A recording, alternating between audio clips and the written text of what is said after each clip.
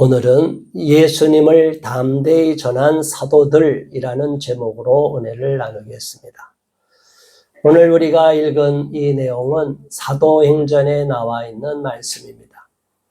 사도행전은 예수님이 이 땅에 공생애를 사시면서 그 공생애 기간 3년 동안의 행적을 기록한 사복음서 이후에 마태, 마가, 누가 복음서로 기록된 그 예수님의 행적 이후에 죽으시고 부활하시고 이제 성천하신 이후에 이 땅의 제자들로 인해서 어떻게 복음이 전파됐는지를 말하고 있는 내용입니다. 신약 성경에서 보면 역사서로 분류되어 있습니다. 이 사도행전에는 우리가 초대교회가 어떻게 세워지고 예수님이 죽고 나서 제자들, 그들이 어떻게 하나님의 일을 감당하게 되었고 또 그 중에서 예수님에게 직접 가르침을 받은 12제자, 그 중에 가룟 유다는 배반했지만 그 사도들 직접 가르침을 받은 사람을 아포스톨로스에서 사도라고 해요.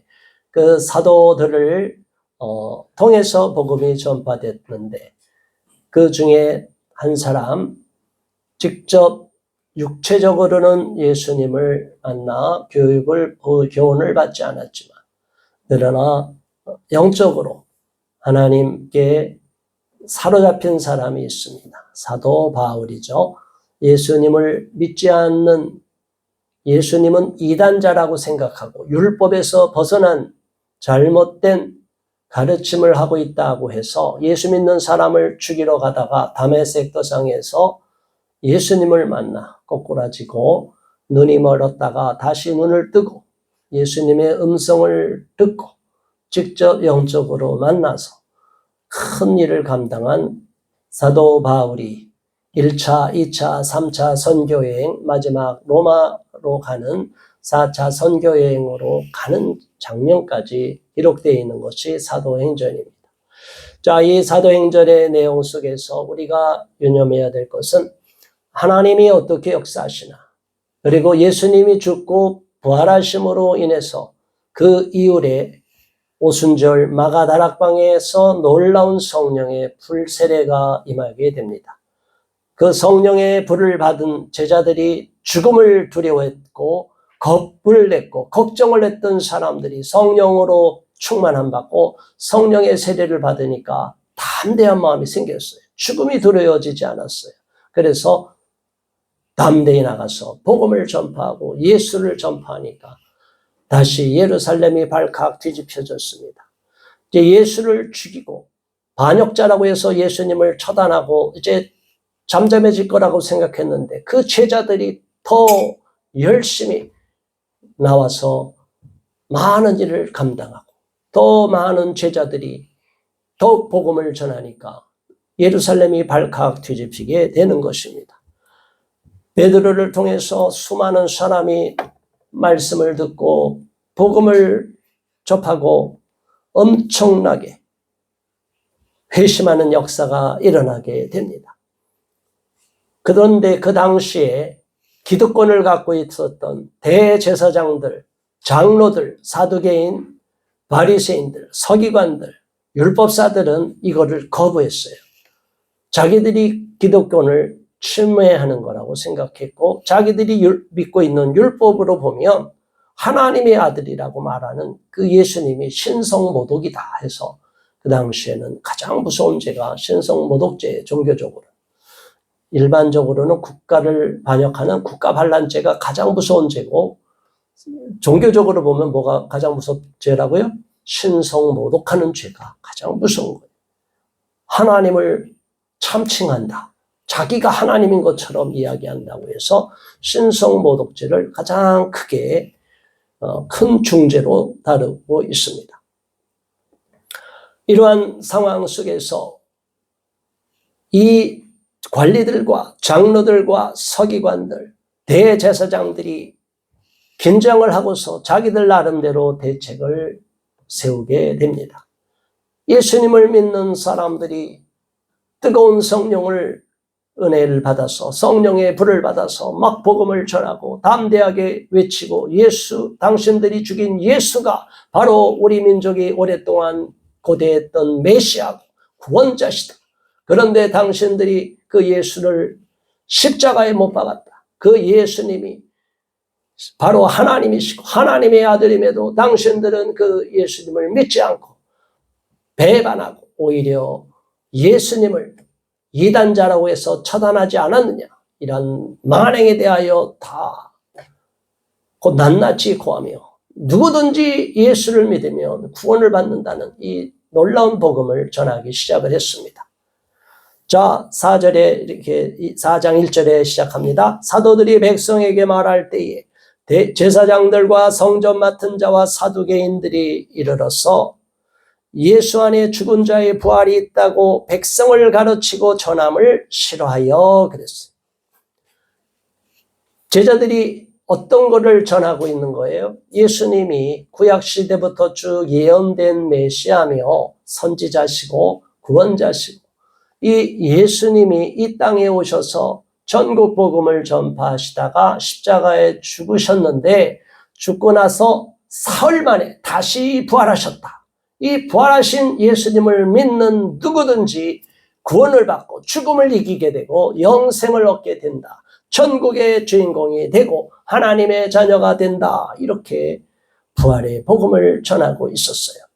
예수 안에 죽은 자의 부활이 있다. 누구든지 예수님을 믿으면 죽지 않고 부활한다. 죽어서도 부활한다. 죽지 않고 살아서 믿는 자는 영생을 누리게 된다. 이러한 놀라운 복음을 전하는데 이 이야기를 너무너무 싫어하는 거예요. 말이 돼. 저게 있을 수가 있는 이야기야. 그래서 이 대제사장들과 서기관들, 이 많은 관원들은 이 예수를 믿는 사람들에 대하여, 제자들에 대하여, 사도들에 대해서 막 화를 냈어요. 특히 사두개인들이 그랬어요. 그 당시에 산헤드린 공회가 있는데 거기에는 바리새인과 사두개인들이 있었어요. 바리새인은 부활이 있는 걸 믿었어요. 그런데 사두개인들은 부활이 있는 걸 믿지 않았어요. 그러니까 이 제자들이 부활을 이야기하니까 화가 막 들끓어오르는 거예요. 부활은 없는데 무슨 부활이 있어? 부활이 있어? 말도 안 되는 소리 하지 마! 막 그렇게 그들은 화가 머리끝까지 올라온 거예요. 이들은 하나님 앞에 얼마나 무서운 죄를 저지르는지를 모르는 거예요. 그래서 3절 그들을 잡음에 날이 이미 저물었으므로 이튿날까지 가두었으나 그래서 그들을 잡았어요. 제자들이 복음을 전하고 천국 복음을 전하고 부활의 복음을 전하니까 사로잡았어요. 자, 그날은 어두우니까 하룻밤을 감옥에 집어넣고 다음 날이 오기를 기다린 거예요. 저와 여러분들은 이러한 상황에 처하면 어떻게 되겠습니까? 예수님을 믿는 저와 여러분들은 고난과 핍박을 두려워해서는 안 됩니다. 지금 우리가 사는 세상 예수님을 믿고 나서 평안하다, 안전하다 하는 것 같지만 이 땅은 언제든지 상황이 바뀌고 악한 자들이 이 땅을 지배하게 될 때 우리 예수 믿는 사람은 고난과 핍박을 당하게 될 수밖에 없습니다. 이 나라가 그러한 악한 사람이 집권하지 못하도록 우리는 기도해야 될 것이고 더 나아가서 이 땅에서 그리스도의 복음이 더 널리 전파되기를 바라며 기독교를 박해하는 정권이 들어서지 않도록 기도해야 될 것입니다. 그리고 예수를 믿는 저와 여러분들이 그 주님이 오실 그날이 점점 임박함을 알고 때를 얻든지 못 얻든지 복음을 전하며 깨어서 주님 오실 날을 준비하는 기름을 준비하는 사람들이 되어야 될 줄로 믿습니다. 그들을 감옥에 가두었지만 4절 말씀을 들은 사람 중에 믿는 자가 많으니 남자의 수가 약 5천이나 되었더라. 이 예수님의 수제자인 베드로가 복음을 전하는데 얼마나 많은 사람들이 감동을 받았는지 그냥 예수님을 믿고 구원을 받겠다 자기의 죄를 회개하고 예수를 구주로 영접한 사람 믿는 자의 수가 남자만 5천 명이나 되었다. 남자만 5천 명이니 그 가족까지 하면 얼마나 많은 수가 믿게 되었습니까? 이 놀라운 일들이 일어났습니다. 계속 복음은 전해지기 시작했습니다. 예수님을 십자가에 못 박고 죽이고 나서는 잠잠할 거라고 생각했던 예루살렘이 점점 불안에 빠지는 거예요. 저들은 불안감을 느끼기 시작한 겁니다. 자기들의 그 세력이 위축될 것 같고 자기들이 갖고 있는 기득권이 빼앗길 것 같은 두려움을 느끼기 시작을 했어요. 그러니까 예수님을 죽인 것처럼 예수님의 제자들도 죽이려고 지금 저들은 모의를 하고 혈안이 되어 있습니다. 그래서 그 다음날 이튿날 관리들과 장로들과 서기관들이 예루살렘에 모였습니다. 그리고 대제사장 안나스와 가야바와 요한과 알렉산더와 및 대제사장의 문중이 다 참여했습니다. 저들이 이제 신문을 하려고 다 온 것입니다. 다 모이시오. 이 예수님을 믿던 제자 중 이 수괴들을 우리가 잡았으니 다 모이시오. 이들을 어떻게 해야 될지 우리가 모여서 회의를 해야 되지 않겠습니까? 그래서 사람들이 다 모였어요. 이들은 베드로의 말을 들으려고 온 게 아니에요. 예수님의 제자인 사도들의 말을 들으려고 온 게 아니에요. 어떻게 하려고 온 겁니까? 어떻게 하면 죽일까? 어떻게 하면 또 예수처럼 이들을 또 처단할까? 이 씨를 말릴까? 이들을 완전히 없애는 방법이 무엇일까? 아주 궁리를 하는 거예요. 저와 여러분은 이렇게 남을 해하는데 앞장서는 어리석은 인생이 되지 마시기 바랍니다. 우리는 남을 살리는 일을 해야 됩니다. 남을 높여주는 일을 하고 남의 생명을 구원하는 일을 하고 남을 돕는 일을 해야만 됩니다. 많은 사람들이 이렇게 이야기합니다. 사람들이 볼 때 세상 기준으로 볼 때 아동학대 범죄자로 딱 드러나기만 하면 다들 충죄인으로 인식을 해요. 아동학대 범죄자다 하면 사람들은 일단 색안경을 끼고 봅니다. 그래야 안 그래요? 실제로 아동학대가 되었든 안 되었든 상관하지 않아요. 물론 정인이 엄마같이 그 부모같이 악한 일을 저지른 그러한 부모들, 또 자기의 친자식이라 하더라도 그냥 학대해서 때려 죽인 이 못된 부모들은 너희는 자비를 구할 수가 없고 정말 뉘우쳐야 됩니다. 그러나 그렇지 않은 경우라 할지라도 아동학대 범위로 혐의자가 되기만 하면 다 그들은 일반 사람이 아닌 것처럼 구분을 져버려요. 자, 이런 상황 속에서 우리는 어떤 마음을 가져야 됩니까? 또한 지금 이스라엘 나라에 전쟁이 벌어지고 있습니다. 그런데 서로는 적으로 여기고 원수처럼 여기고 있어요. 팔레스타인 사람과 이스라엘 사람 지금 원수가 되어서 싸우고 있습니다. 그리고 저들은 증오를 품고 있고 그 땅을 생존의 문제가 있으니까 그 땅에서 쫓겨나지 않기 위해서 그 땅을 자기들의 땅으로 자기들의 나라로 삼기 위해서 죽기를 각오하고 싸우고 있어요. 그럴 때 저들은 어떻게 생각해요? 상대방을 사람이 아니다 이런 말을 해요. 사람이 아니다는 건 뭐예요? 짐승이라는 거예요. 잡아 죽여도 된다는 거예요. 도살해도 된다는 거예요. 이 사람에 대해서 증오가 생기면 이 미움이 생기면 사람은 오히려 잔인해집니다. 저와 여러분은 이스라엘 나라의 그 평화가 임하기를 기도하고 바로 안타까운 일들이 해결되기를 바라는데 그 중동 지방 특히 이스라엘의 그 분쟁은 주님이 오실 그날까지는 계속될 수밖에 없습니다. 그것은 우리도 알 수 없는 우리 하나님만이 알 수 있는 그 놀라운 계획이 있고 하나님의 깊은 뜻이 있기 때문에 우리가 그거를 다 알 수가 없습니다. 아무튼 이들은 예수를 믿는 제자들이 부활의 복음을 전하고 예수가 그리스도라는 것을 계속 전하고 이제 잠잠할 거라고 생각하고 예루살렘이 안정화될 거라고 생각했는데 오히려 저들은 더 놀라우게 더 복음을 전하고 믿는 자의 수가 늘어나니까 저들은 점점 불안함을 느끼고 이 일을 어떻게 해결해야 될까라고 생각하여 그들이 모이라고 하니까 다 모였습니다. 그리고 사도들을 불러내었습니다. 그래서 사도들에게 가운데 세우고 묻습니다. 7절 너희가 무슨 권세와 누구의 이름으로 이 일을 행하였느냐? 뻔한데요. 도대체 당신들은 무슨 근거로 이 일을 행했고 누구의 이름으로 이 일을 행했느냐?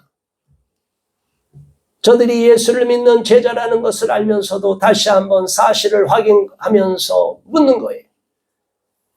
저와 여러분이 다른 사람이 물을 때 어떤 이유로 지금 그런 행동을 했습니까? 라면 저와 여러분은 답변할 말이 있어야 됩니다. 왜 그렇게 남을 도와줍니까? 아무 대가 없이 도와줍니까? 물을 때 예수 이름으로 도와주는 거를 이야기해야 됩니다. 왜 그렇게 바보 같은 행동을 했습니까? 예수님을 믿기 때문에 그런 행동을 했습니다.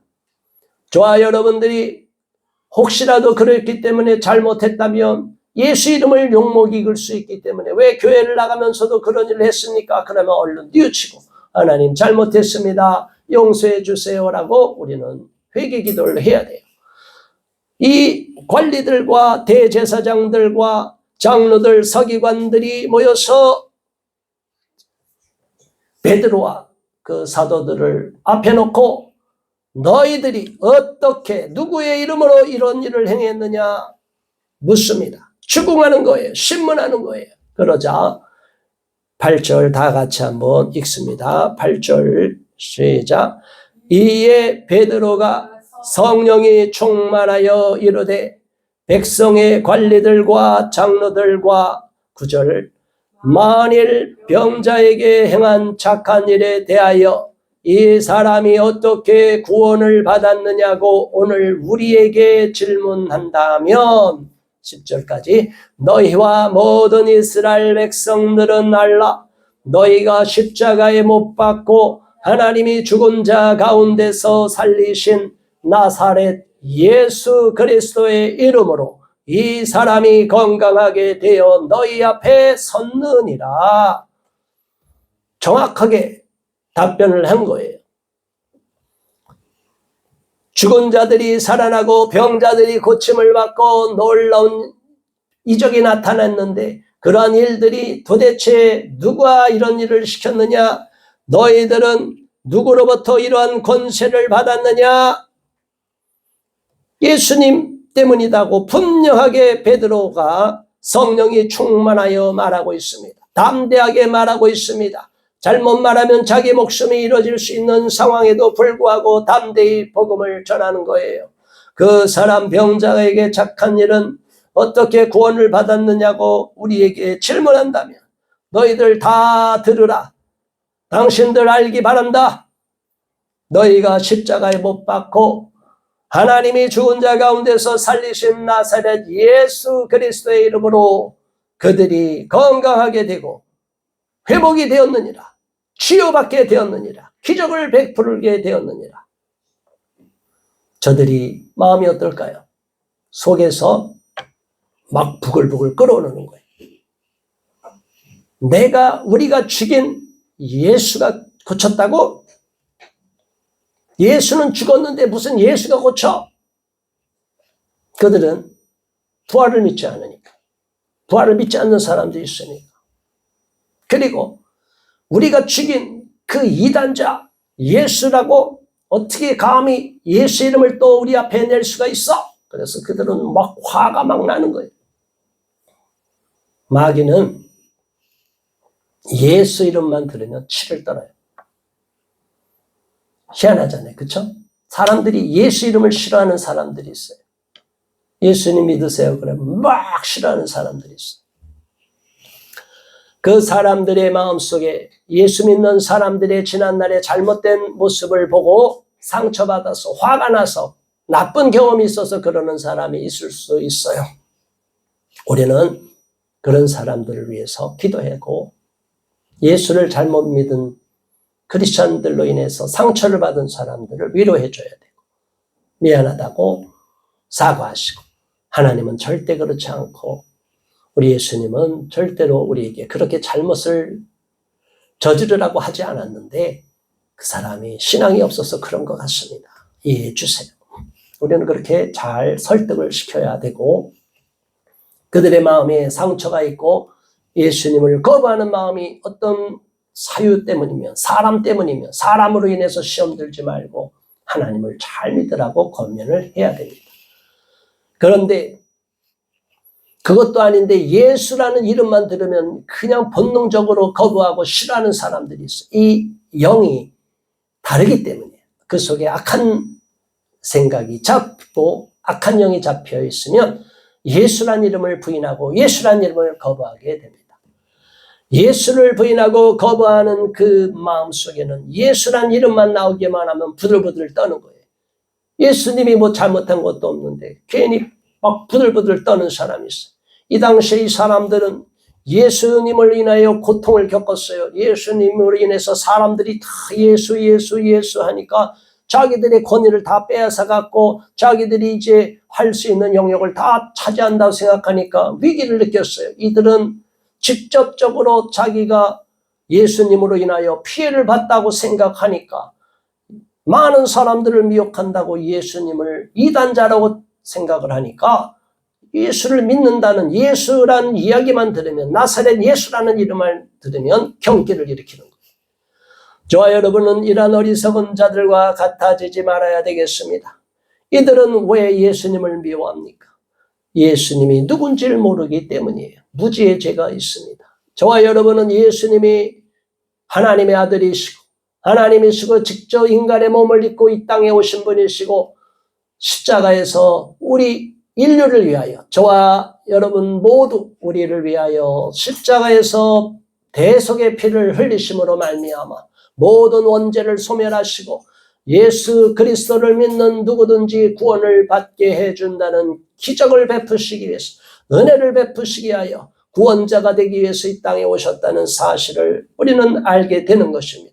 그래서 누구든지 저와 여러분은 예수를 믿고 구원을 받게 되고 천국 백성이 되는 것인데 이들은 그런 인간의 생각, 영적인 생각을 모르고 인간의 생각으로만 머물러 있는 거예요. 인간의 생각으로 자기의 이해관계를 따지고 인간의 생각으로 자기가 생각하고 판단하는 것에만 머물러 있는 거예요. 그렇기 때문에 이들은 결코 하나님의 의에 이르지 못하게 되는 것입니다. 얼마나 안타까운지 모르겠습니다. 이어서 말합니다. 11절 함께 봉독합니다. 이 예수는 너희 건축자들의 버린 돌로서 집 모퉁이의 머릿돌이 되었느니라. 아멘. 집을 지을 때 건축자들이 쓸모있는 돌은 쓰지만 쓸모없다고 해서 필요없다고 하면 갖다 버립니다. 자, 이 예수님은 버린 돌이 되었어요. 건축자들이 쓸모없다고 생각한 거예요. 자기들이 세우는 아성, 자기들이 세우는 건물에 아무짝에 쓸모가 없다고 생각한 것처럼 예수님은 자기들이 보는 그 성직제도에 아무런 관련이 없다고 생각한 거예요.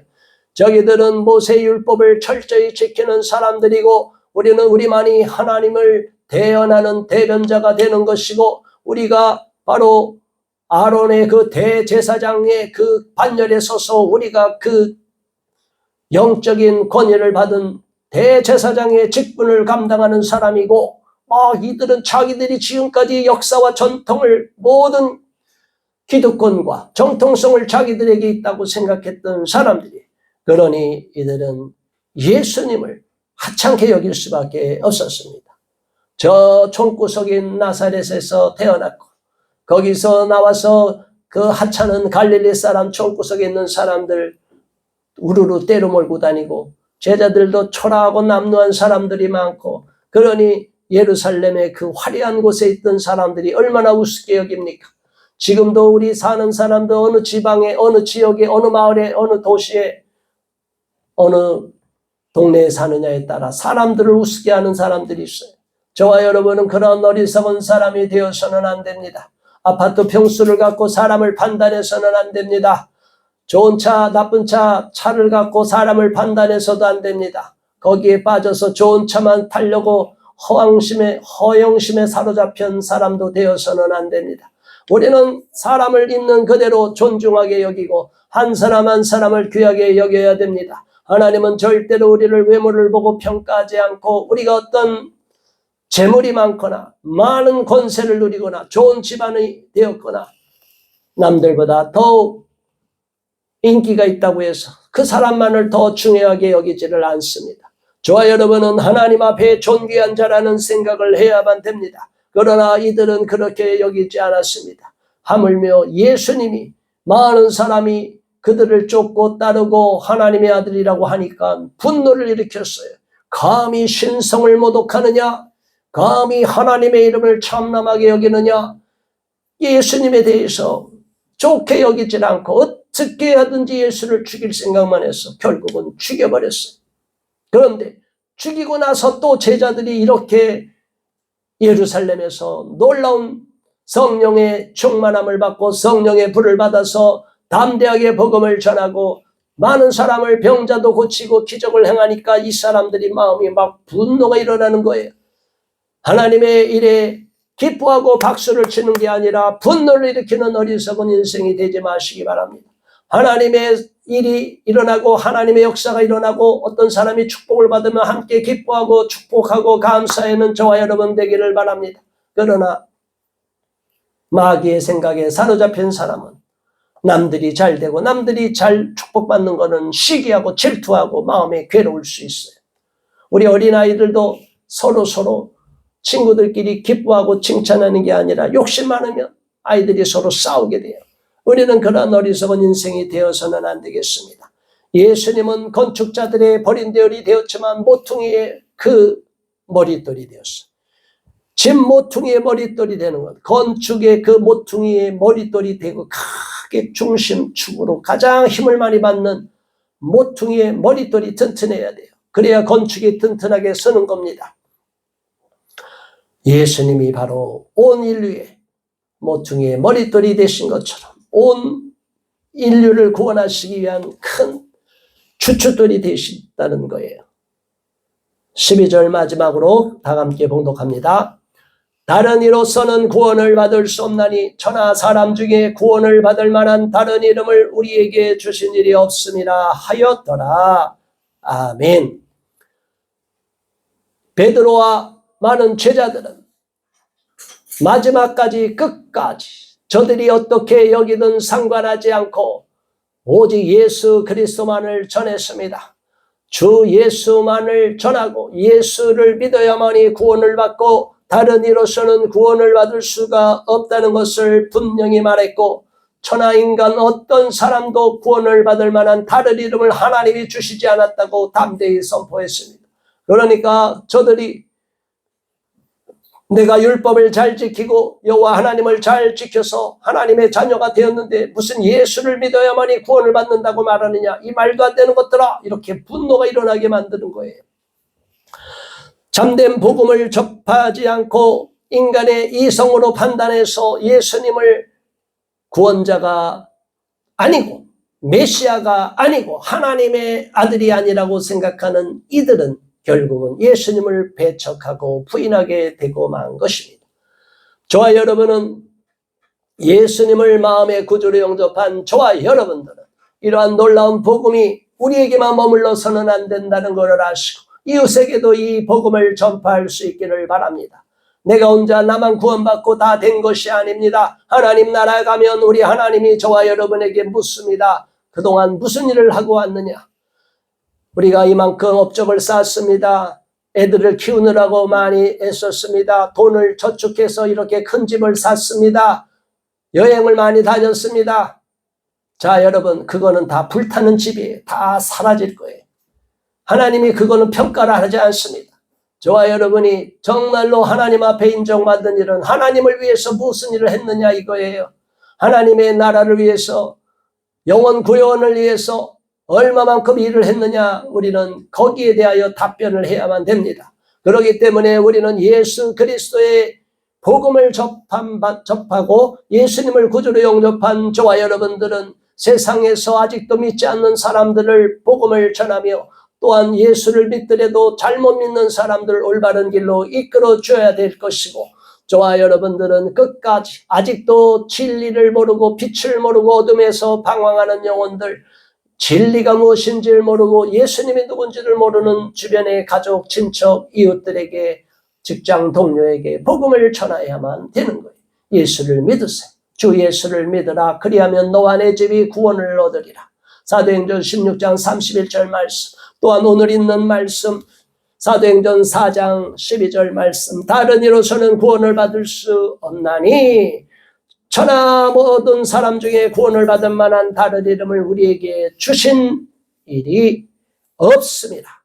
저와 여러분은 오직 예수 그리스도만을 전하고 예수님을 믿어야만이 구원을 받는다는 이 놀라운 복음을 이웃에게도 많이 알릴 수 있는, 때를 얻든지 못 얻든지 복음을 전하는 주님의 귀한 자녀들이 되시기를 주의 이름으로 축원합니다. 오늘의 말씀을 기억하면서 우리가 다시 한번 베드로처럼 귀한 예수님의 사도들처럼 복음을 담대히 전할 수 있도록 은혜를 베풀어 달라고 기도하겠습니다. 주여, 할렐루야. 하나님 아버지 고맙습니다. 감사합니다. 하나님께서 오늘 우리에게 다시 한번 원초적으로 예수 그리스도를 올바로 믿고 전하는 것이 얼마나 중요한지를 알게 해주셔서 감사합니다. 그러나 부활하신 주님을 거부하고 미워했던 그 사두개인들, 부활을 부인하고 그리고 하나님의 아들이고 메시아라는 것을 거부하고 부인했고 증오했던 그 대제사장들과 서기관들, 바리새인들, 장로들이 결국에는 한자리에 모여서 예수님을 죽이더니 이제 또다시 예수님의 제자인 사도들을 감옥에 가두고 죽이려고 모의하는 것을 보았습니다. 그럼에도 불구하고 베드로는 담대하게 성령으로 충만하여 복음을 전하고 병자를 고친 분이 예수님이시고 천하인간의 구원을 받을 만한 다른 이름이 없이 오직 예수 그리스도를 믿어야만이 구원을 받는다는 진정한 복음, 참된 복음을 전하는 것을 보았습니다. 죽기를 무릅쓰고 복음을 전하는 베드로의 그 담대한 신앙을 본받기를 바라며 우리 또한 그러한 사도들의 마음을 본받아서 이 땅에서 아직도 예수님을 믿지 않는 주변 사람들에게 그리스도의 복음을 전하는 참된 그리스도의 사명을 감당할 수 있도록 이끌어 주시옵소서. 예수 그리스도 이름으로 간절히 기도드리옵나이다. 아멘. 아멘. 감사합니다.